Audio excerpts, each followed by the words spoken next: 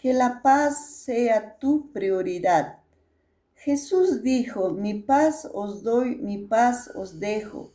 La paz debe ser nuestra prioridad. ¿Cómo la vamos a encontrar esa paz, esa tranquilidad? Orando, clamando y dando las gracias en toda circunstancia. No importa el momento, la circunstancia que puedes estar atravesando. No lo sé en qué área de tu vida. Puede ser en tu matrimonio, puede ser en tu economía, no sé, pero pídele en oración a Dios que te dé esa paz, porque su promesa es verdadera y fiel cuando nos dijo, mi paz os doy, mi paz os dejo. Y dice, no nos da una paz como nos puede dar el mundo, sino nos da una paz infinita. Créele en esa promesa. Y por eso nosotros debemos encomendar en las manos de Dios nuestras dificultades, porque mientras estamos en vida, siempre va a haber momentos difíciles, siempre se van a presentar retos a nuestra vida. Por eso es muy importante confiar en la promesa de Dios.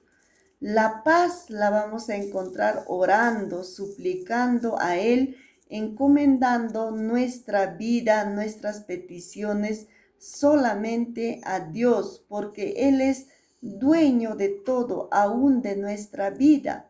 Dice la Biblia que nosotros somos barro en sus manos y Él sabe lo que hace con nuestras vidas. ¿Y cómo pues el barro podrá decirle, ¿qué hace Señor con mi vida?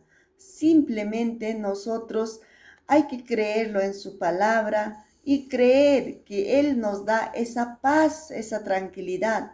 No es que tu problema, mi problema o el reto va a desaparecer, sino cuando nosotros lo encomendamos en oración en las manos de Dios, Él va a tomar control de tu circunstancia, de mi circunstancia, y nos va a dar las nuevas fuerzas, nos va a fortalecer, nos va a dar sabiduría para salir de esta situación o para poder superar. No sé qué situación puedes estar atravesando, pero confía y créele en esa promesa de Dios que es verdadero y fiel.